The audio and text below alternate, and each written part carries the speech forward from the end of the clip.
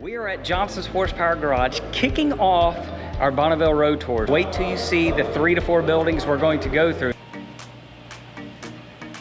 Which one would you choose? Another Hemi Cuda?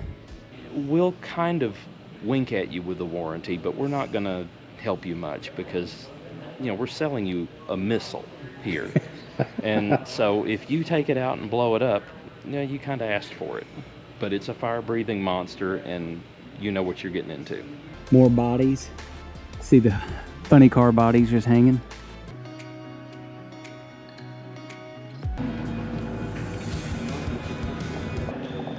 You ever get speechless?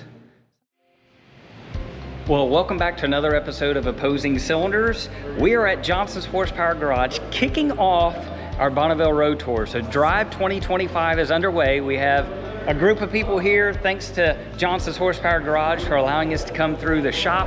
We're going to show you a lot of what's inside here today. I gotta stop talking, I gotta start filming. Come along, you may recognize some of these, but wait till you see the 3 to 4 buildings we're going to go through. This is gonna be one heck of an episode. Watch all the way through because there's gonna be great cars the entire episode.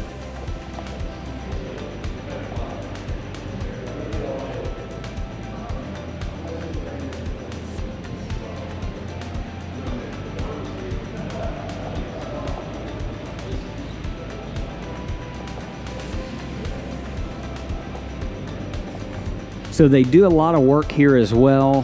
This one you'll recognize. A couple weeks ago in another episode, this was at Fusion Motor Company out in California. We filmed this car. It's one of their wide body kits, LT4, all done up. But they do work all through here. So we're going to take you through one of the big buildings. So this building used to be a big horse barn. They've redone everything in here. And what's cool is this door in front actually opens and closes, and it's all power. It's really cool. But take a look inside this. We have one back, but we want behind, so everything in between. Really, so yeah, he enjoys. So one of the Ken Diggett, I think a CF1 Corvette. Red's in between everywhere too. So, as far as classic, as far as definitely a Mopar. So I think Jason has at least 3, if not more, Ken Diggett cars. Again, this is one of them. But you're going to see a lot of a different taste in each of the buildings. I'm going to kind of show you up and down some of the aisles.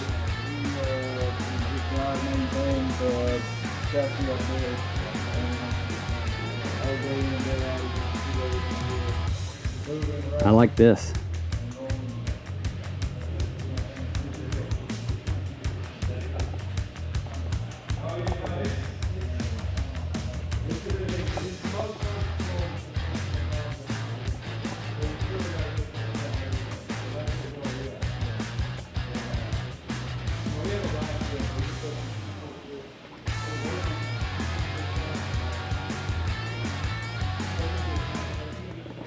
Now, one thing I'll mention as well, they do have a dealership opening in Columbia, Tennessee. So I think part of it is underground. It's kind of cool, like a subterranean, but you will want to check that out if you're ever in Columbia, Tennessee. You can actually go to the dealership. Looks like an all carbon fiber wide body Corvette getting ready to go together. So he is a big Mopar collector.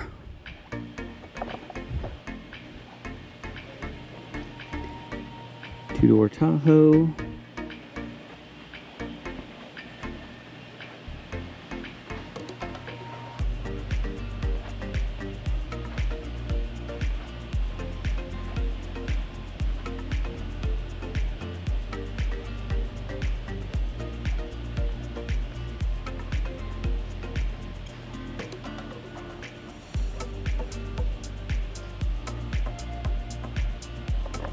Now, obviously, as many cars as we have in here, you're not going to get an in-depth on everything because we have 3 hours to walk through, but there's 3 to 4 buildings, so there's a time frame. We could spend all day here.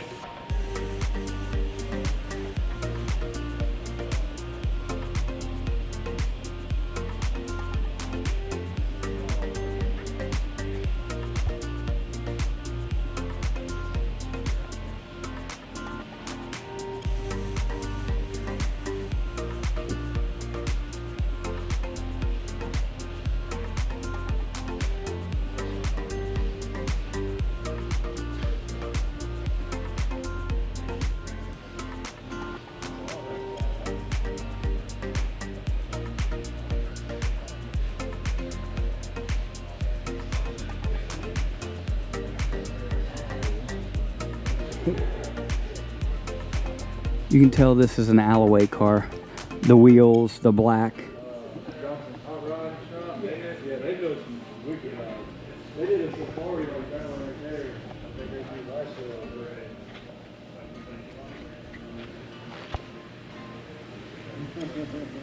They got a lot bigger, didn't they? He does have some.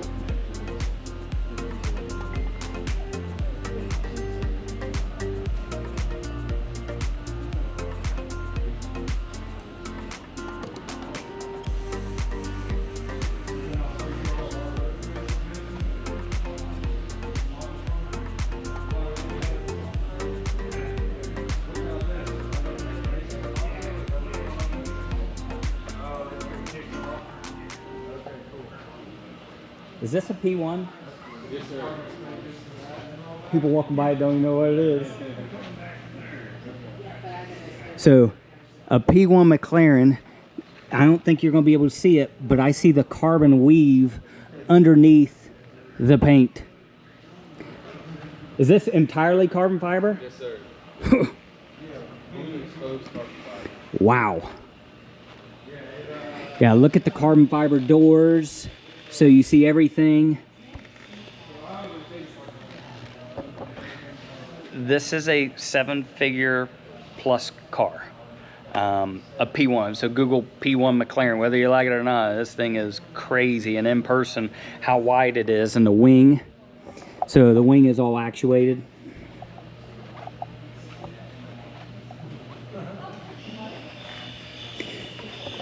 So comment below, would you rather have the $1 million plus P1, McLaren P1, or the Ken Diggett CF1 Corvette, handmade Corvette from Ken Diggett? Which one would you choose?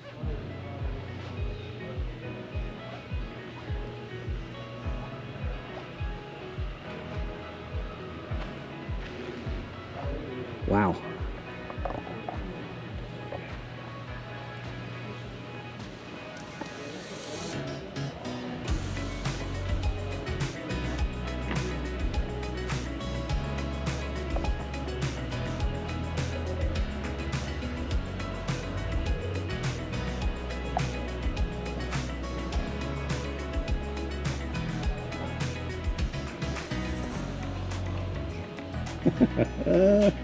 You just can't bring it all in. You can't fail. What do you think, Glenn? It's like crazy, isn't it? Isn't it? This is just one building. You can't, you just can't absorb all of it. You just look and you just shake your head. That's what I do. Doesn't do it justice, does it?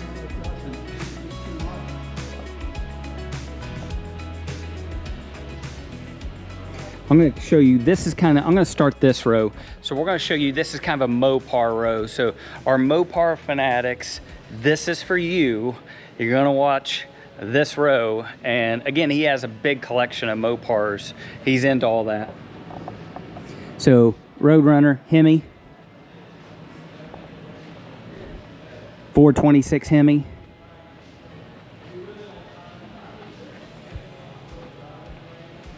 Another Hemi Cuda.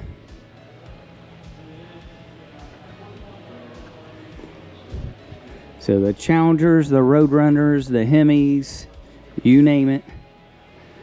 This one, check this out, twin turbo, crazy motor. You see both turbos.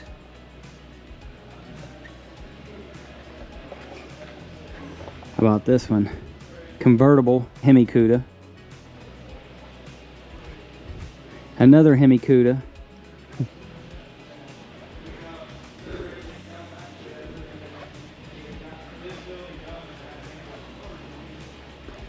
Here's the Camaro. I rode in this one with Jesse Greening. So Greening Auto Company built this Camaro. So Jason now owns this one. And it is a handful. That thing will flat get it. We never shared the slow speeds we were going in this with Jesse, but that thing is very quick. Back to here. I'll bring you over here again, but I'm going to show you more of the Mopar collection.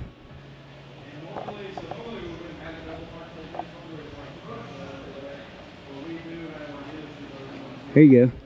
Superbirds lined up.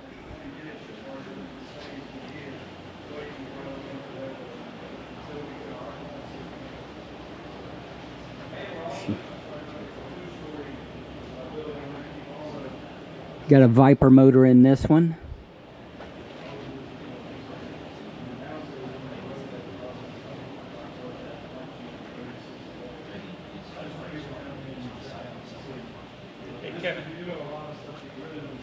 What kind of top we need to put on your Mod Top Super B, 1969 and a half, A12. Is that factory? Yep.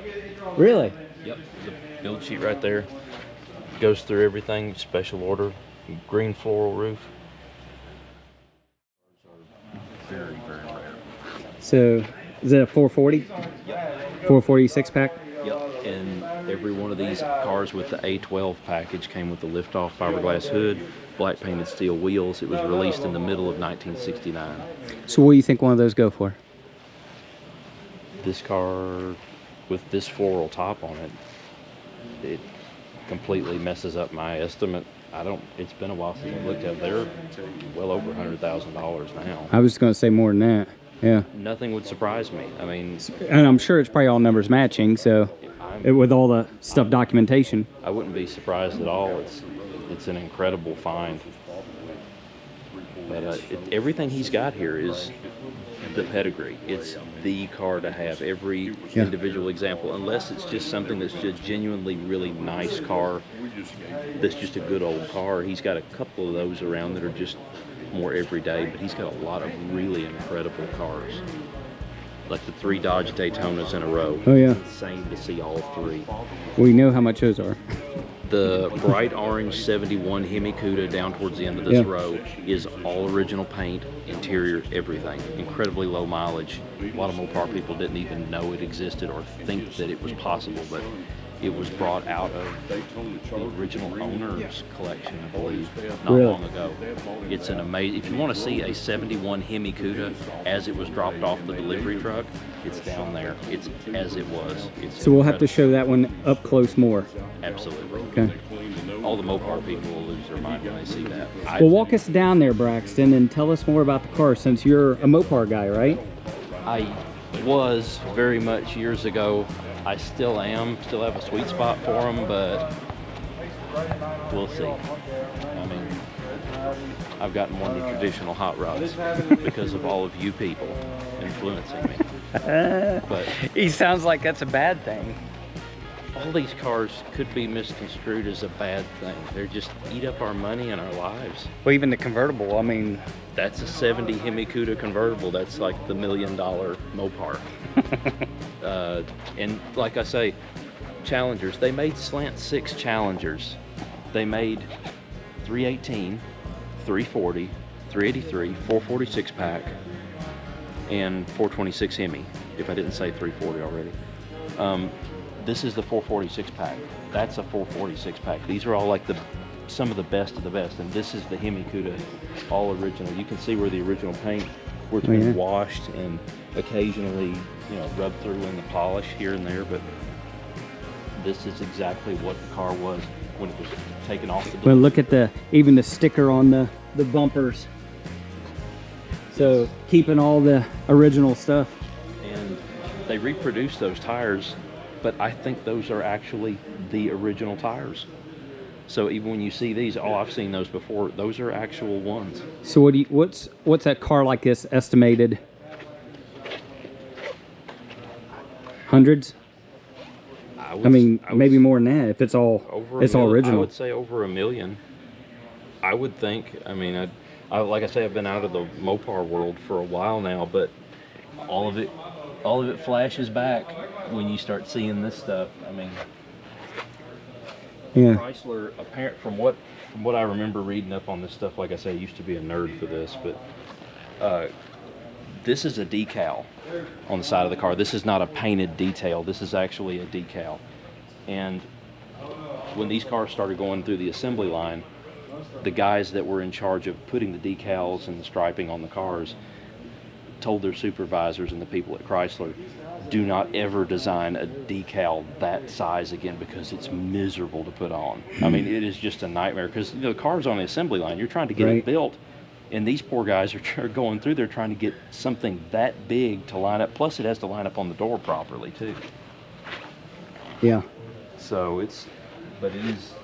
If you want to step back in time, this is what it would be like if you had all the money in your pocket and you said, let's go to the Chrysler dealer. I'm going to stop by the Plymouth dealer and I'm going to buy a CUDA. I wonder what these stickered at back then. If you only knew then what you know now. Well, probably what almost the same as if you bought a super high-end Cadillac. Yeah. Something like that. The Richard Carpenter, half of the Carpenters group, did The singers. Yes. He's still got his CUDA.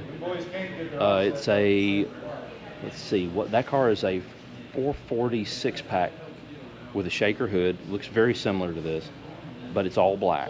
And he was on Jay Leno's Garage, and he was talking about how he went to the dealer, he sat down and filled out the order form for the car, and he still got it. But he talked about back then with the Hemi cars, you didn't have the warranty that you had with the 440s or the 383s. The Hemi was meant to be, they knew when they sold you the car, they knew what you were about to go do with it. Right. And they said, we'll kind of wink at you with the warranty, but we're not going to help you much because, we're selling you a missile here. And so if you take it out and blow it up, you kind of asked for it. But it's a fire-breathing monster, and you know what you're getting into. But Richard Carpenter was talking about how when he sat down, he did not pick the Hemi because it was something like an incredible price jump, less warranty, and they hadn't had their first big hit when he ordered that car. So, it's to see the stories and to see these cars around, it's amazing that any of them survived. I mean, we were all teenagers. Oh, yeah. We all drove roughly the same way in a lot of ways. It's amazing that any of these cars survived because these, Well, especially this shape. Yes. I mean, Did you see the mileage on it? I did not. Let's see what miles are actually on it. We are at 30,809. 30,809. Look, has the original 1979 State of Nebraska sticker on it. All the VIN plate, everything is there. And it's, like I say, the cars were meant to be taken out and had fun with, and they all, very, very rare exceptions, all of them just got abused. And then the 70s hit, and all the teenagers that were getting used cars, they ended up with them as secondhand cars, and boy, they got beat up again. It's like they just kept on going through the ringer, because you see the first wave of these cars, people bought them new. And in the mid to late 70s, people started getting them. You started getting cars jacked up on air shocks, torsion bars cranked so the car's set up tall, Kragers all the way around, aluminum slots all the way around, glass pack mufflers, tunnel rams through the hood. You started getting wild paint schemes. Multiple reasons why these cars should not have ever survived. And they're, not only are they still here, there is the cream of the crop in this room. Right. And it's in this row. So it's just... And we know he has more. Yes, it keeps on going. That right there is interesting. Mopar got together to do the Trans Am racing. Is that his AAR? Yes, Dan Gurney's All-American Racers. Yeah. And Chrysler was late to the pony car thing because the Mustang had been around and the Camaro had been around. Small little sporty cars for the road racing, the pony cars. Chrysler showed up with that, and there was, I believe it was Motor Trend, showed Dan Gurney on the wing of a Superbird, and it said, Dan Gurney goes to Plymouth, and in big capital letters it says, why, with a big question mark. I'm sure the other guys in the industry were annoyed by that he'd gone to Mopar, but the AAR Cuda and the TA Challenger were sister cars. So this is the Plymouth version. The AAR Cuda, the AAR Cuda is that one. The TA Challenger was basically, a standard Challenger with the same treatment.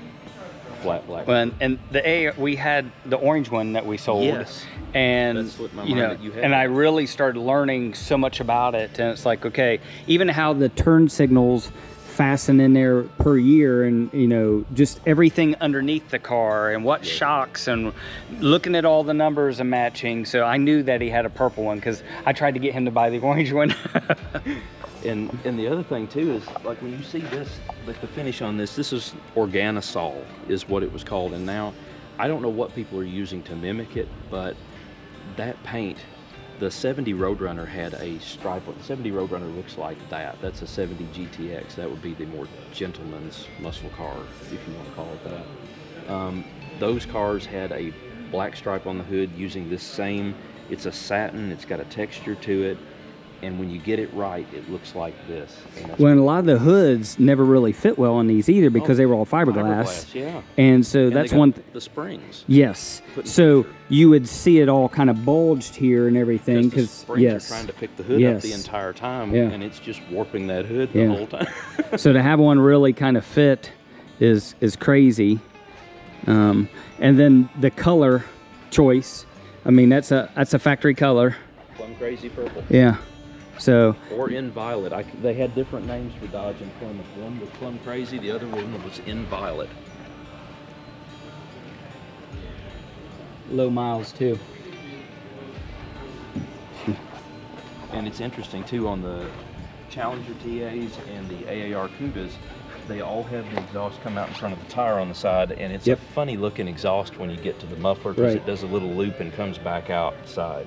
But these all sound really good. They do. It's different for sure. And they were all 6-pack cars. 340 6-pack.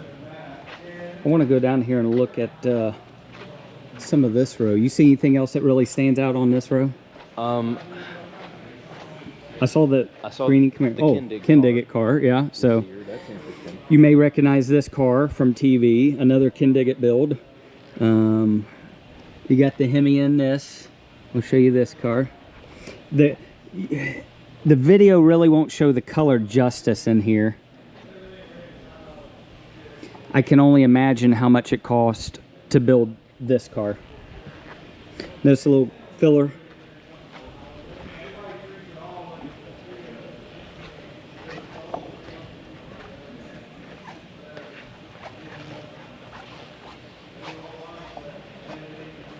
That's a crazy car. The GTO is awesome. 65. And this is, being as I'm a Mopar guy, this is what sticks out. This is the mod top option. Chrysler offered that, I believe it was in the springtime of '69. And it gives you the floral pattern from the factory, vinyl roof, and inserts in the seats. Those are really cool. I know that these were the mod top cars. And I've never seen one. It's a funky Chrysler thing. Chrysler had a knack for engineering cars, so you see things that work differently than you would expect in a lot of ways, and you also see some very bizarre appearances. Of course, these are the same people that put the long nose and a wing on cars. What motor would this have had? This could be anywhere from a slant 6 up to, in '69, if this had been a Formula S, you could have gotten, I believe, a 440, but that would have been really, really rare. 383 would be kind of the same deal. These cars really did not need to have big blocks in them, and they ended up with them occasionally.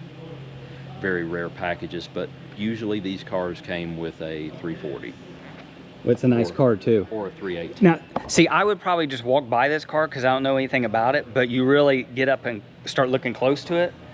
That car's nice. That's what happens with most of the cars in this collection. There's just so many. You get overwhelmed and you just start walking by crazy cars. Right, absolutely. And like I say, you've got some cars like you've got a Nova wagon over there and stuff like that. Those are everyday cars that are just really, really nice. Right. And then you've got significant cars. This is the greening. I rode in that thing. Handful. I saw it being built, and I was impressed with it. And Well, even this car. I mean, do you know the convertible? don't know anything about That was a but- Customs by Kilkery or whatever. This was like a Custom Rod of the Year contender. Yeah. So. so Yeah, Customs by Kilkery, top 12 finalist. You see Triple Crown 2024. I mean, this car is crazy here. You don't even... Most people would be grateful if you had one of these cars. I mean, both of these here are nuts. And it also speaks to the choice of the builder, that they built something that was subtle and clean enough that you almost could just walk past it without noticing Right. if you weren't really focused, because it's a beautiful car. I like the Trans Am. Oh, Oh. Well, wrong color, but Rockford files is what I keep remembering. And Pontiac guys, don't kill me. Maybe the wrong technical model, but anything that brings up memories of the Rockford files, you're going to have to forgive me. The theme song was great. So, Eleanor. yeah. I bet that's a... Let's see if it says... Yeah, Fusion Motorsports. So, on our episode, when you watch Fusion Motorsports, they build these. We highlighted that in one of the recent episodes. So go back, look at that. We show you more how they actually build these cars in California at Fusion Motorsports, and they're really nice. So tell me what's special here. This is the AMC answer to Plymouth Roadrunner, Pontiac GTO, Chevy Chevelle. This is AMC's contribution to the muscle car world. The AMX was there obviously, but this is the bigger car. It's a AMC Rebel machine.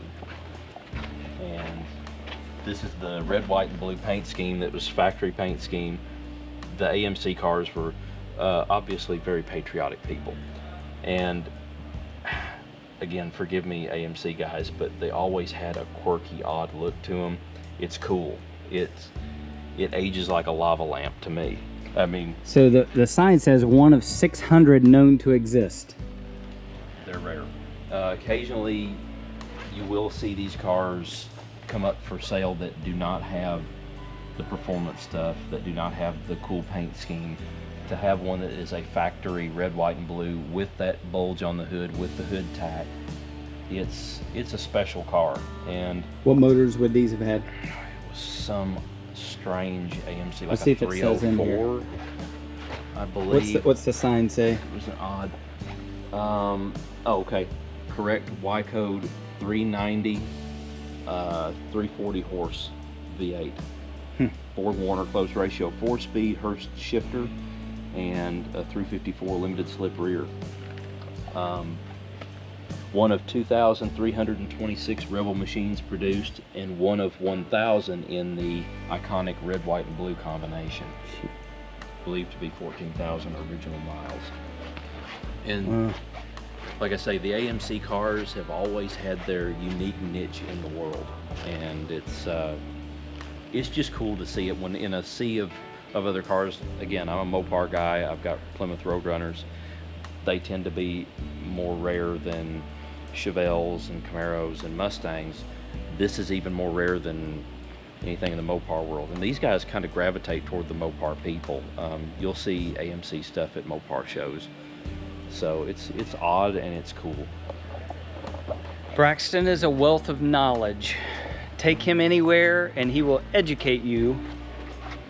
I'll just throw out there what I can remember, but I've forgotten a lot, and I in no way know everything. Well, I already feel like I'm stupid because I don't know any of this stuff that you're talking about. You just made better choices in childhood and didn't pour over this crap. I should have been learning, Oh. geometry. And, Well, I don't know geometry either. well, you didn't have to. I can say that add on and camera. I can add and subtract. That's about it, and I can talk. That's my skill. Man's got to know his strengths, and I know my what? strengths and I know my You weaknesses. take those strengths and you build them up. Yeah, yeah.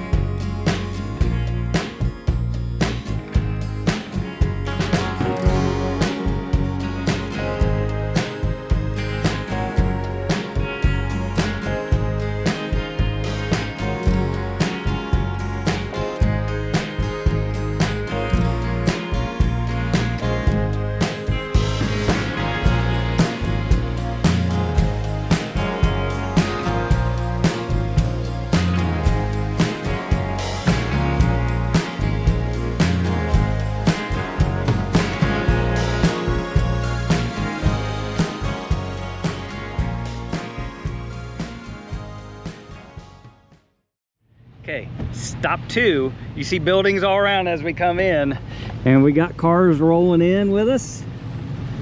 So everyone is ready. This is the first stop. What an amazing stop already.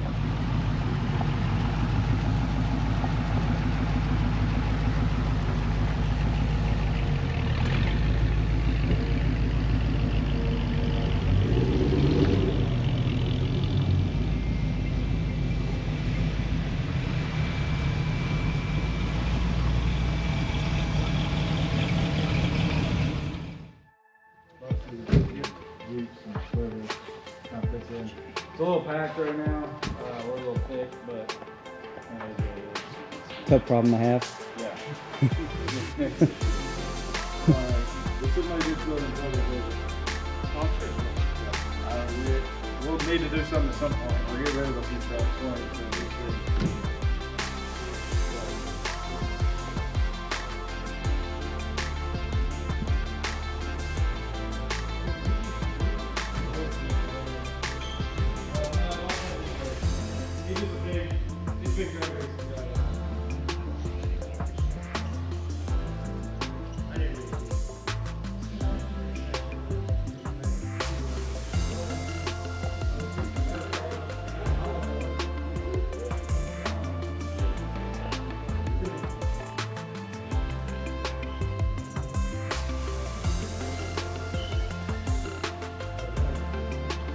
Check out the bodies hanging.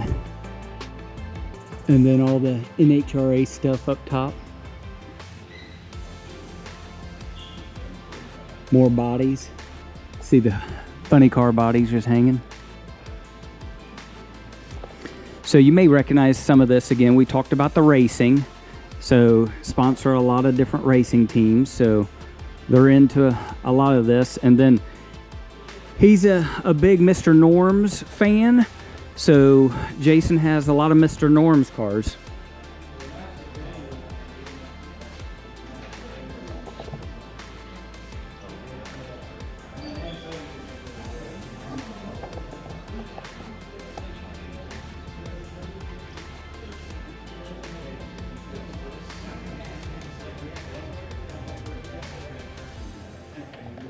Viper motor. Cool. John, can I get you on camera? What do you think? Pretty cool. Pretty cool? Yep. Yeah. So where can Amazing people see some of your photos? Because I know you're taking a lot of photos. Yep. Where can they follow you or see some of your photos from this tour? John Carter's Car Pics on Facebook. Okay. Yep. And are you on Instagram? Yep. What are you on Instagram? J Carter 20. J Carter 20. Yep. So give him a follow on Instagram or Facebook. He's going to post a lot of photos from this whole road tour, and this is just stop 1. So give him a follow. You'll see a lot of great photos. He always does a good job.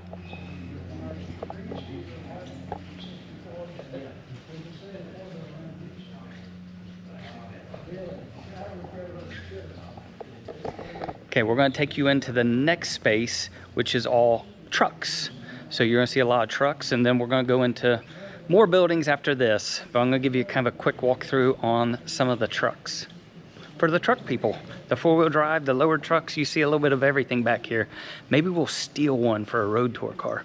I recognize some of these. Some of these you may recognize. Anybody recognize that one?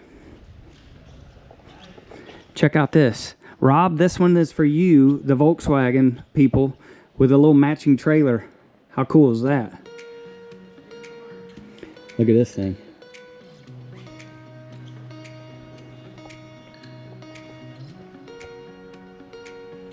Gee.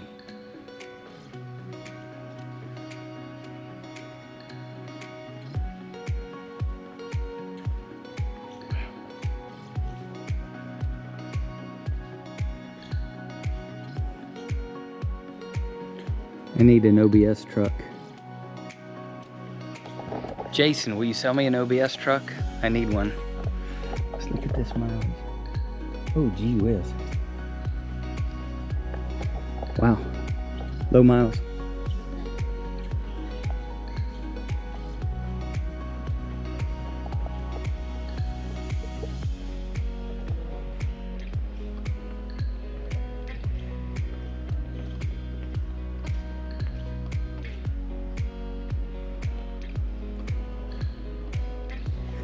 Kyle, these are all for you. This is your lifted row. Kyle that edits the videos here, so Kyle's gonna do a great job editing all this because I'm shooting a lot. But Kyle's dream is to have a big jacked up truck or Jeep, something like this. So Kyle, these are for you when you're watching this. I could see Kyle in this GMC Jimmy.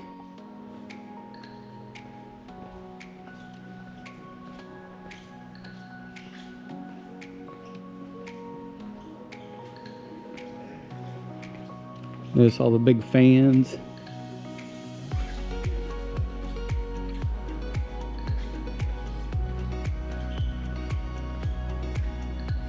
I like that. Big power wagon.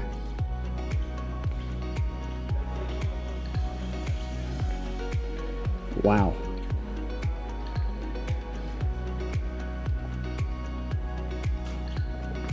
That thing's cool. I like that. I'd never have one, but it's cool.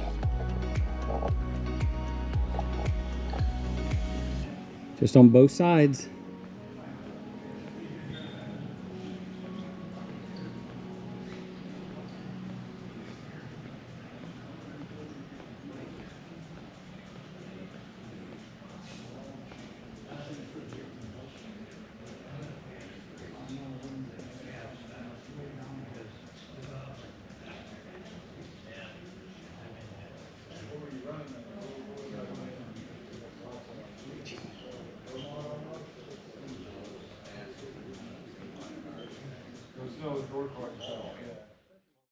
Okay, stop 3, you see behind me, it's big enough where you have all this patio pavers and the waterfalls over here, and then we're going to take you inside the exotic car garage next.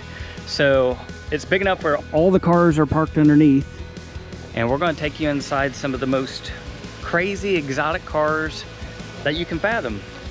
So let's take a look inside this.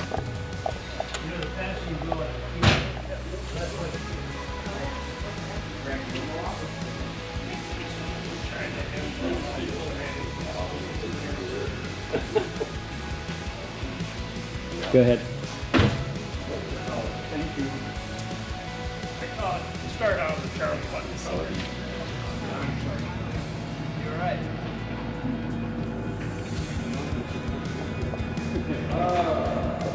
There's restrooms on the backside of anything like this.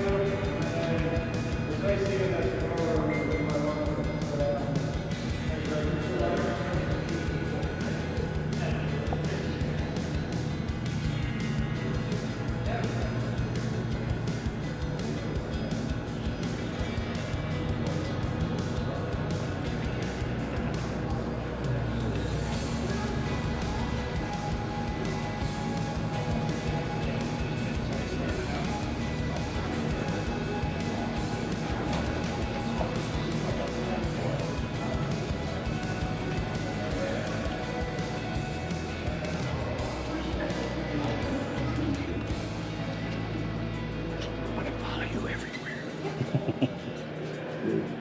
That's crazy.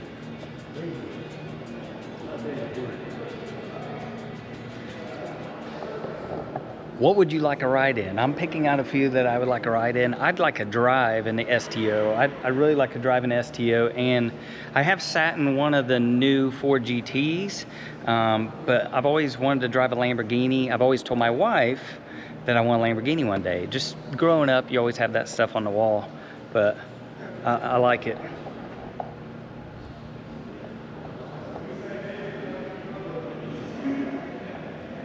Gee whiz.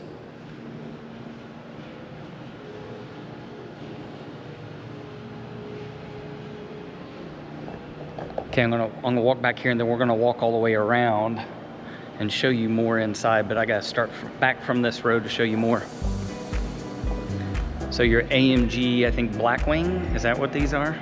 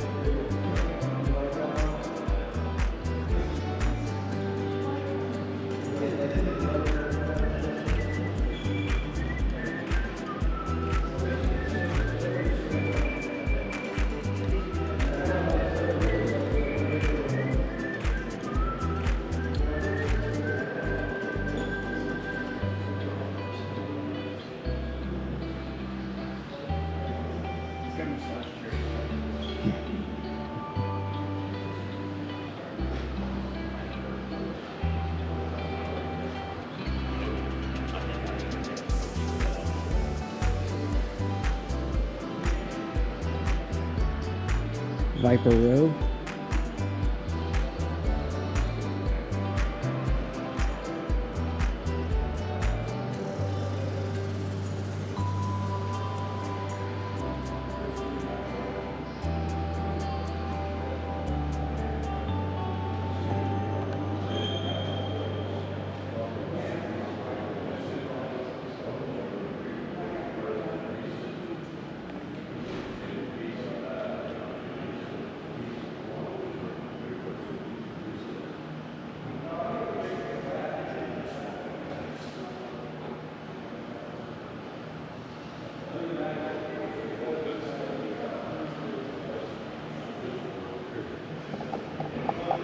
Okay, if you could have any of the garages, which one would you have? Would you do the exotics?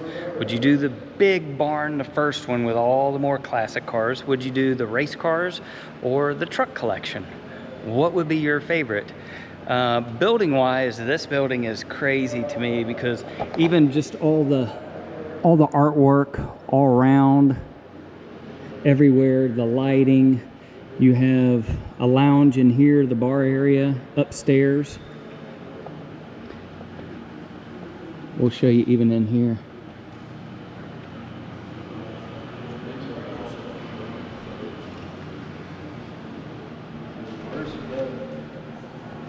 So what is this? Rolls-Royce Merlin Spitfire. Last British aircraft shot down over England on 11th of April 1944. Cool. Wow.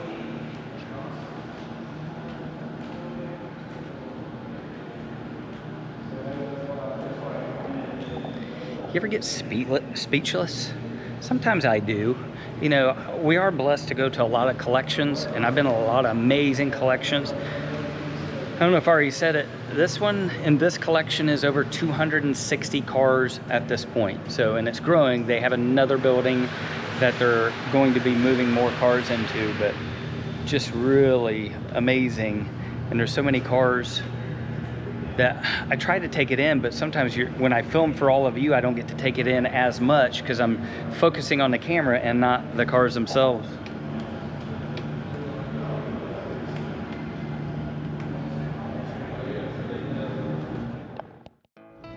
Everybody's rolling in.